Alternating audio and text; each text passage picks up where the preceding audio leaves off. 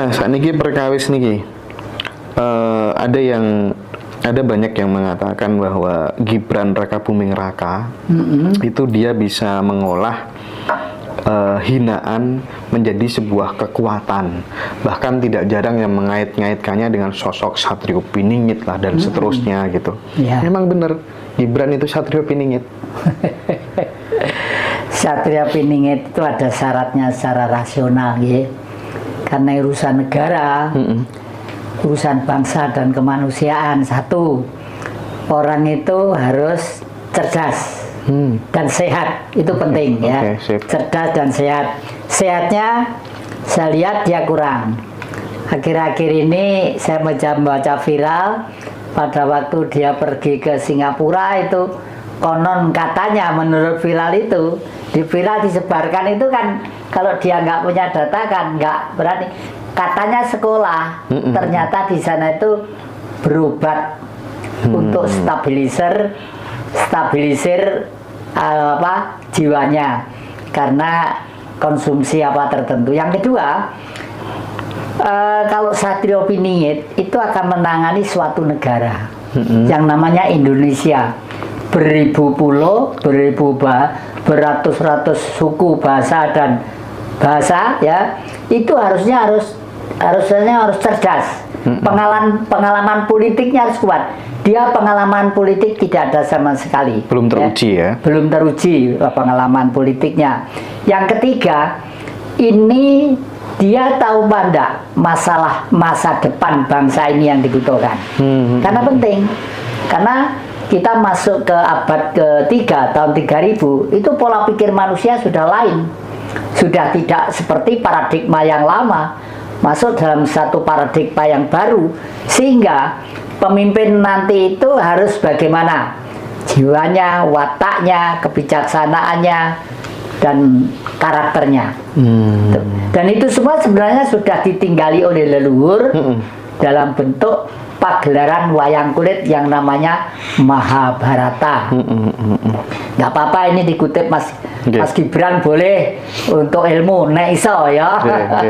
Kita itu orang Hestina. Ya, orang Hestina kita itu. Hestina, Mas Indra, saya, adik-adik, siapa saja itu orang Hestina.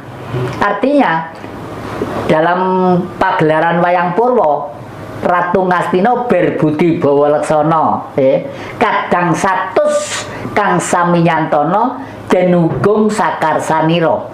Satus itu artinya kita itu orang banyak, bermacam-macam, dan ujung sak karpe dewe gitu loh. Ya memang harus hidup sendiri, tapi supaya ini bagus harus mempunyai karakter 5. Karakternya apa? Jadi RI 1 wani po enggak jadi Puntadewa, berani pak enggak jadi Puntadewa ya. Artinya apa? Puntadewa itu digambarkan kakinya itu tidak ngambah lemah. Ya begini, artinya enggak duniawi. Enggak melekat sama dunia. Enggak melekat sama duniawi ya. Ojo to satru, enggak punya musuh. Karena Bhinneka Tunggal Ika, semua itu saudara. Untuk itu memimpin Indonesia terus tegas. Oleh karena itu memimpin Indonesia harus Duryudono. Duriku Allah, Yudo ki perang, ono tuh keadaan real. Harus berani menghadapi keadaan yang real, yang bercorak ragam suku bahasa. Misalnya Jawa Timur, ada etnis Madura, ada Tuban, ada Banyuwangi, ada Ponorogo. Itu bagaimana mereka itu bisa damai, hidup sesuai dengan kultur budaya dasar tadi itu. Intinya seperti itu. Duryudono. Nah, kalau tidak nanti malah jangan-jangan dipimpin seseorang yang tidak punya pengalaman dan ilmu politik, daerah-daerah sama-sama jengkel, pengen hidup sendiri-sendiri. Sumatera Utara pengen hidup sendiri. Irian Barat, saya tetap menyebut Irian Barat, bukan Papua. Kenapa yang Jati? Karena kalau istilah Papua itu nanti itu lama-lama di BCI sama orang Barat dari Australia. Orang Papua, tidak ada Papua Timur, tidak ada Papua Barat. Yang ada itu adalah Papua. Ini pulomu. Orang Indonesia, hasil pulomu ini, orang Indonesia seminggu bisa makan keruan tambangmu dalam satu hari. Ternyata apa sekarang jadi? Iya sih. Geger terus di sana. Benar. Iya. Mereka menyebut pemerintah Indonesia sebagai koloni. Koloni lah, iya. Disamakan dengan penjajah. Iya. Nah, ini menarik yang jadi soal Satrio Piningit. Kalau konsep atau kemudian syarat-syarat Satrio Piningit itu sudah ada belum di dalam diri Bung Karno dulu sebenarnya? Karena ya Satrio Piningit yang nyata banyak orang bilang itu ya Soekarno itu gitu. Ya, Satrio Piningit atau Pinile ya, Bung Karno memang Satrio Piningit di era itu. Di eranya ya. Di era itu, tapi era yang akan datang sudah lain lagi. Oh, beda lagi. Beda lagi. Oke. Ya. Nah, kalau ada yang mengaitkan ini, ketika ini mungkin salah satu Jongko Joyoboyo atau apa namanya setelah zaman Kolobendu kita masuk zaman Kolosebo atau apa 2025 Indonesia akan benar-benar dipuji sebagai negara yang dipuji dan diakui dunia. Dan apakah ini di era pemerintahan Prabowo itu akan benar-benar terjadi menurut yang Jati? Ya, syukurlah kalau Mas Prabowo bisa membawa ke sana. Tapi pikiran saya belum dan bukan. Belum dan bukan. Karena sampai detik ini sepak terjang dan retorika politik beliau di masyarakat selama ini kok kelihatannya bukan, kelihatannya bukan. Tapi suatu saat pasti akan muncul. Pasti akan muncul. Ada kaitannya sama Jawa sendiri? Iya, memang kelihatannya juga Jawa. Maaf, ini bukan sukuisme ya. Oke, sip. Karena Jawa itu punya filosofi, orang Jawa itu hamemayu hayu ing bawono. Jadi kalau kuasa, kalau orang Jawa sampai memperkaya diri, itu gak Jawa, wis dudu wong Jawa meneh, meskipun lahir di Solo, kayak lahir di Jogja, kayak lahir, bukan Jawa lagi. Karena itu beliau sadar bahwa begitu menjadi RI 1 misalnya dari presiden, beliau perlu, ya aduh, seperti Bung Karno, dompet aja nggak punya Bung Karno itu. Iya. Nggak punya dompet aja. Pada waktu terakhir pengen nasi pecel, makanya kalau makan nasi pecel saya nangis. Ingat Bung Karno. Ingat Bung Karno. Nggak bisa beli nasi pecel. Pengen nasi pecel dikawal dokter hewan ya, karena disuntik nggak mati-mati. Terus gini, Bung Karno disuntik nggak mati-mati. Nggak mati-mati. Sengaja mau dibunuh. Iya, mau dibunuh sengaja. Itu.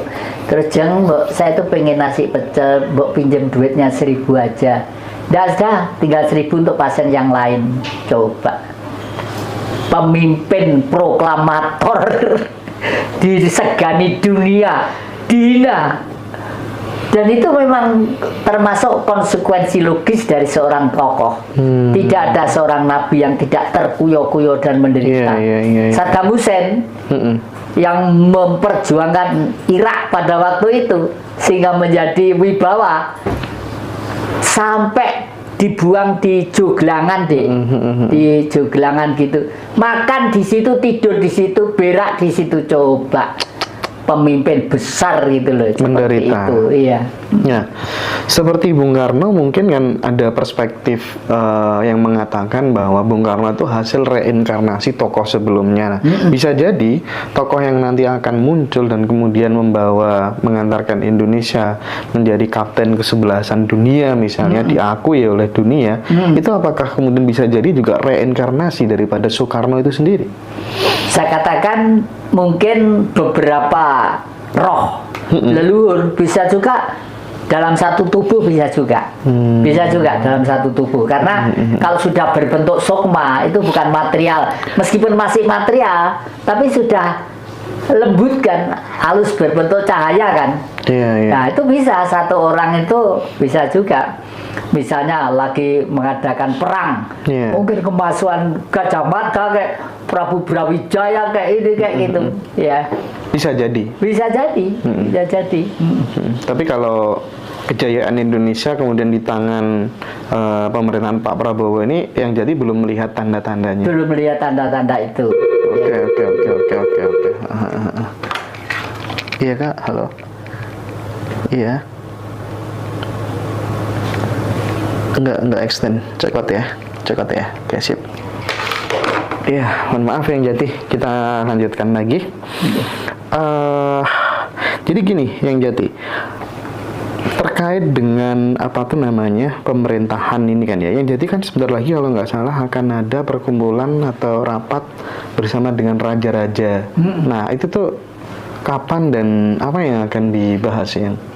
Jadi gini, sebenarnya saya itu sudah memprediksi lama bahwa sistem republik ini suatu saat akan capek. Pasti itu ya? Pasti akan capek karena sistemnya berturut-turut hanya menderitakan rakyat.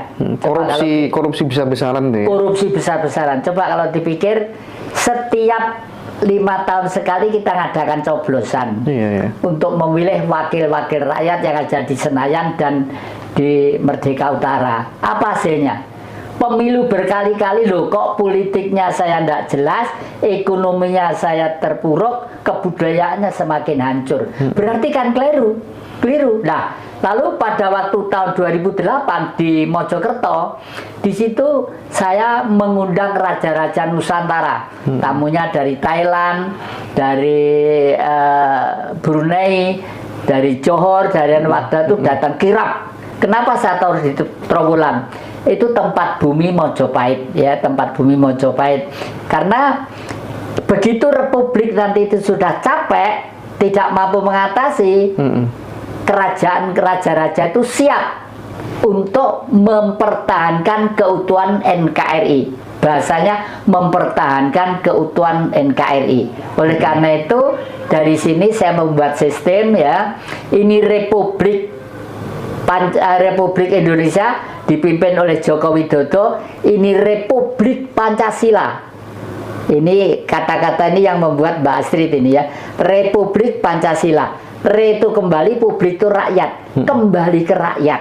Nah, karena kembali ke rakyat itulah kita butuh fondamen yang namanya budaya. Karena kalau budaya kita hancur, bangsa ini hancur. Kalau politik masih tarung ke sana kemari tidak selesai. Dan sekarang kapitalis imperialis itu yang dihancurkan budaya kita. Nah, budaya ini nanti kembali ke rakyat, artinya rakyat diberi kemerdekaan. Diberi kemerdekaan yang absolut seperti era pada waktu zaman Majapahit. Ya. Tapi ini linear loh.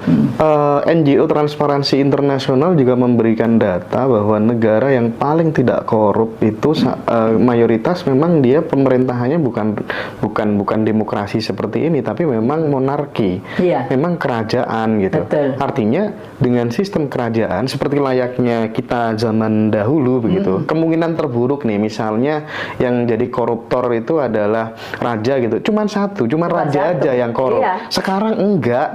Semuanya, semua kementerian termasuk lembaga aparat penegak hukum itu perspektifnya dari atas ke bawah itu udah proyek semua. Karena saya pernah ya punya sahabat-sahabat yang bergerak dia di broker gitu kan. Broker misalnya dana hibah ya dari kementerian ini. Oke, tapi aku minta 20%, 30%. Itu kan sudah umum gitu.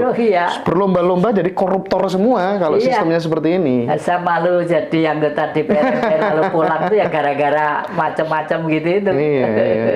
Jadi memang perspektifnya bangun negara ini perspektif proyek. Bukan benar-benar pemberdayaan masyarakat. Sehingga kalau kemudian akan dievaluasi kayaknya menarik. Makanya nanti raja-raja kita kumpulkan lagi. Nanti kita rapat panitia berada di Trowulan, ya, di Trowulan karena Jogja minta nanti tempatnya pembentukan panitia itu di Trowulan, dan nanti memang mungkin raja-raja itu kumpulnya apelnya di Trowulan.